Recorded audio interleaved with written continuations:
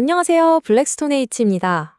자, 우리가 최적화 문제를 풀다 보면 딱 이런 순간이 오죠. 아, 답을 찾았다 싶은 순간이요.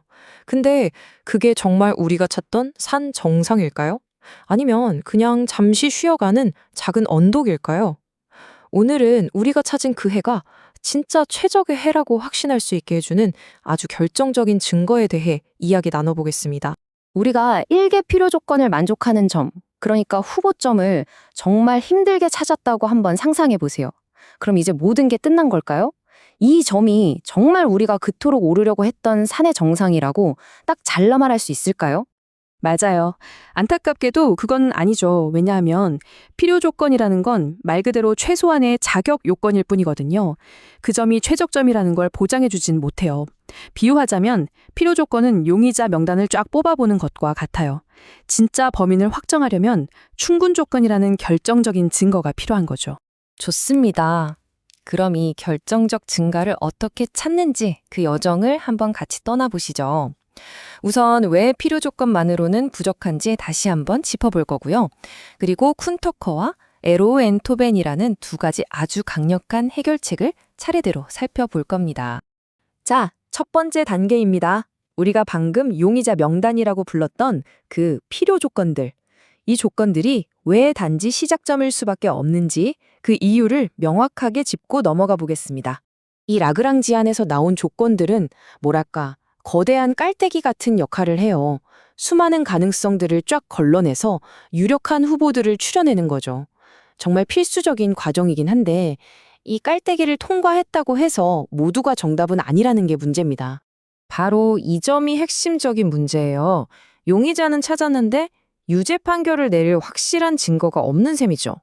그럼 대체 어떻게 이 후보가 진짜 최적점이라는 걸 증명할 수 있을까요? 그 첫 번째 증거가 바로 쿤터커 충분성 정리입니다. 이 정리가 어떻게 필요 조건의 한계를 뛰어넘어서 우리에게 확신을 주는지 한번 제대로 살펴보겠습니다. 이 정리가 바로 우리가 찾던 보증 수표 같은 겁니다. 여기에는 아주 중요한 가정이 추가되는데요. 그건 바로 우리가 다루는 함수의 모양에 대한 조건이에요. 아하, 그러니까 일종의 체크리스트 같은 거군요.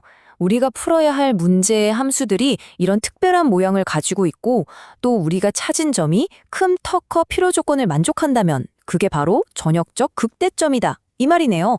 근데 그 함수들의 모양이라는 게 정확히 어떤 건가요? 아주 좋은 질문입니다. 바로 그 모양이 모든 걸 결정하거든요.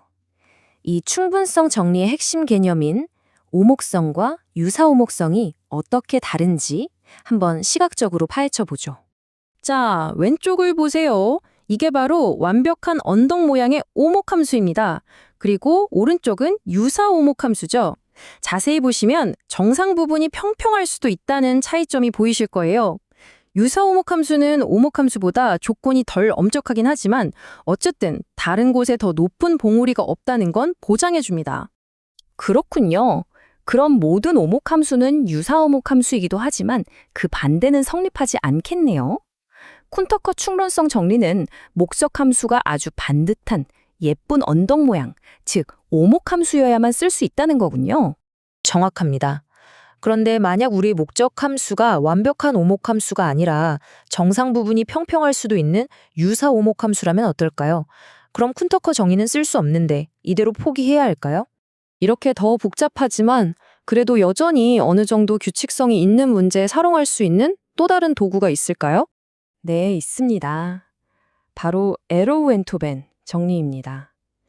이 정리는 목적 함수가 유사 오목이기만 해도 되도록 조건을 완화시켜서 훨씬 더 넓은 범위의 문제에 적용할 수 있게 해주죠. 다만 함수의 기울기가 0이 되는 지점에서 생길 수 있는 몇 가지 까다로운 문제를 피하기 위해서 기술적인 추가 조건이 하나 더 필요합니다. 자, 이제 우리는 두 개의 강력한 도구를 갖게 됐습니다. 그럼 어떤 상황에서 어떤 도구를 써야 할까요? 두 정리를 나란히 놓고 핵심적인 차이점이 뭔지 한번 비교해 보겠습니다.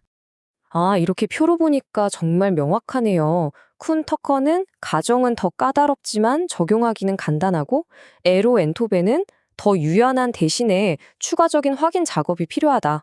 결국 우리가 마주한 문제의 특성에 맞는 올바른 도구를 선택하는 게 중요하겠어요.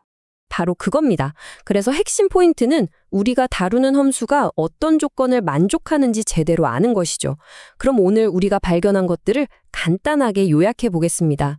결국 이 정리들은 문제의 지형이 어떻게 생겼는지 파악해서 단순한 후보에 불과했던 점에게 확실한 정상이라는 트로피를 안겨주는 그런 역할을 하는 셈입니다.